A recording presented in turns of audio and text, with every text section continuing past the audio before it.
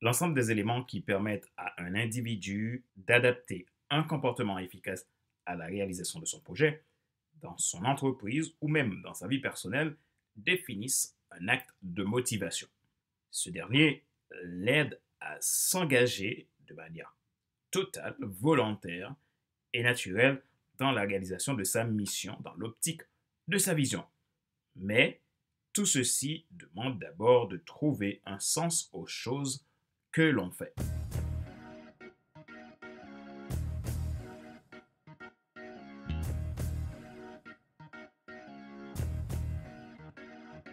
Bonjour, mesdames, messieurs. Merci d'avoir rejoint le FC Leadership Podcast, le podcast de la semaine destiné à ceux et celles qui en ont assez de suivre la vie, de passer à l'action même s'ils ont peur pour vivre enfin leur rêve. Je suis Fadler Célestin, votre coach professionnel certifié RNCP, consultant formateur, auteur du guide de l'auto-coaching pour l'épanouissement professionnel et personnel accru et co-auteur du livre Devenir enfin moi, en avant vers la haute, soit ce que tu dois absolument savoir sur toi-même pour enfin sortir du regard des autres et vivre la vie de tes rêves. Bienvenue dans ce numéro 116 de la série FC Leadership Podcast. Je suis très reconnaissant pour l'intérêt que vous portez à FC Leadership Podcast et aussi pour vos feedbacks. Si vous êtes nouveau à écouter ce show, vous pouvez vous abonner en cliquant sur le bouton s'abonner sur ma chaîne YouTube. Et n'oubliez pas d'activer la cloche pour être alerté de tout nouveau contenu. Vous pouvez également vous abonner sur iTunes Store, Google Podcast, Spotify, SoundCloud, Deezer et TuneIn. Ma joie est dans votre réussite, l'action c'est maintenant. Notre sujet d'aujourd'hui, que faire pour garder la motivation? Lorsque nous pensons à la motivation, il est facile de commencer par une mauvaise hypothèse sur les gens, comme les gens ne sont pas motivés, ils n'ont pas envie de réussir, ils procrastinent, etc. Nous jugeons trop souvent. Sachez que tout le monde est motivé par quelque chose. Les gens ne sont tout simplement pas motivés par les mêmes choses. En fait, regardons la définition de la motivation d'un bon leader. C'est donc l'art de conduire quelqu'un à faire ce que vous voulez faire parce qu'ils veulent le faire. Prenez cette définition pour vous-même. C'est l'art de faire quelque chose parce que vous voulez le faire. Examinons deux choses à éviter lorsque nous essayons de motiver les gens et trois façons de nous motiver d'une manière durable. Voyons d'abord ce qui ne fonctionne pas. Les deux choses. Vous ne pouvez pas prospérer là où il n'y a pas de confiance. La première, évitez la peur et la menace. La peur peut être un bon facteur de motivation à court terme, mais il est difficile pour quiconque de réussir quand il est rongé par la peur. Il y a quatre façons dont nombreux d'entre nous, en tant que leaders, créent involontairement la peur. Nous réagissons de manière excessive sans connaître les tenants et les aboutissants. Nous posons trop souvent les mauvais types de questions. Nous pouvons être trop souvent passifs, agressifs et nous pouvons être trop insouciants de notre potentiel. Deuxième chose, évitez de faire des promesses et des distributions de gâteaux. Les récompenses jouent souvent un rôle dans de nombreux types de leadership, mais s'appuyer sur elles pour se motiver n'est pas très durable. Ce n'est pas une stratégie à long terme qui vous aidera non plus.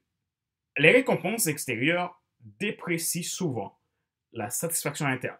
Si vous avez toujours besoin d'une expérience venant de l'extérieur pour vous motiver, vous ne serez jamais motivé de l'intérieur. Craig Groeschel. Alors, comment nous motiver de manière durable? Examinons trois pratiques clés que nous pouvons mettre en œuvre. Voyons les trois façons. La première, quand tout le reste échoue, il reste la discipline. L'une des choses les plus démotivantes que nous puissions faire en tant que leader est d'accepter systématiquement l'inacceptable. Si vous voulez perdre votre respect, n'abordez pas les problèmes réels. Ne cherchez pas des solutions pour les résoudre. La plupart du temps, vous aurez besoin de vous discipliner en privé, mais parfois, vous aurez besoin de vous discipliner en public. Lorsque vous mettez une discipline en place, que ce soit en privé ou en public, créez-vous un climat de sécurité. Trouvez ce qui doit spécifiquement changer pour garder votre meilleure forme. La deuxième, créer une culture d'appréciation. La principale raison pour laquelle les gens se démotivent est qu'ils se sentent pas appréciés ou quand ils ont du mal à s'apprécier. Alors, apprenez à vous motiver en appréciant et en vous appréciant. Il y a pour résultat le sentiment de gratitude et de réussite. La troisième, trouvez un modèle de motivation. Ne cherchez pas simplement ce qui ne va pas. Trouvez ce qui va et célébrez-le. Vous donnez le ton à votre organisation. Si vous manquez de passion et de motivation, d'autres suivront. L'outil de leadership le plus puissant dont vous disposez est votre propre exemple de transformation pour vous motiver. Vous inspirez toujours plus par votre exemple que par vos mots, dit Craig Groeschel, expert en leadership. Plutôt que vous vous concentrez sur des éléments extérieurs pour vous motiver, concentrez-vous sur vous-même pour vous transformer. Rappelez-vous qu'il n'est pas nécessaire de tout savoir pour être un grand leader. Soyez vous-même. Les gens préfèrent suivre quelqu'un qui est toujours authentique que celui qui pense avoir toujours raison.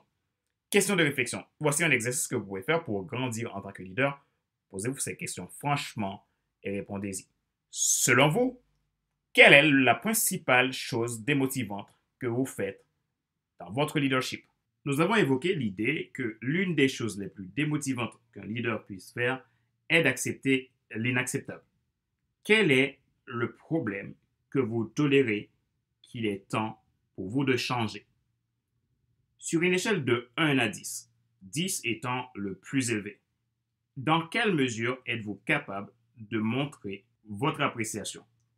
Que pouvez-vous faire spécifiquement pour augmenter ce nombre à 10 si ce n'est pas le cas? Que pouvez-vous faire quotidiennement pour augmenter votre motivation personnelle?